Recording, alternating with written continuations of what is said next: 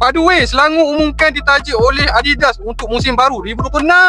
Bukan JDT je tau pakai brand international Nike. Selangor pun dah tukar daripada Joma kepada Adidas. So Selangor bukan tim pertama dekat Liga Super yang pakai Adidas lah. Kalau untuk era moden ni, musim 2025 tahun lepas, Sabah merupakan tim yang paling latest lah collab ataupun ditajuk oleh Adidas. Korang nak tahu, ini bukan kali pertama lah Adidas tajuk Selangor.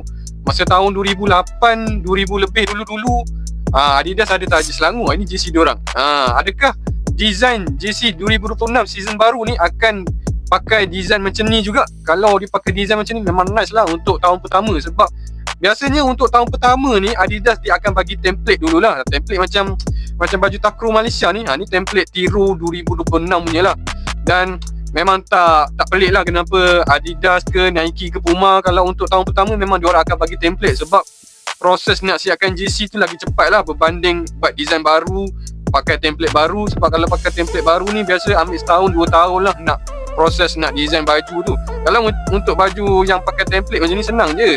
Ambil je dekat katalog, lepas tu tampal je logo, logo team, logo sponsor, settle. Untuk fan-fan awam, diorang akan expect jersey Selangor ni macam baju MU lah, Real Madrid lah, Bayern lah. Mesti diorang expect macam tu lah. Lalah dapat template.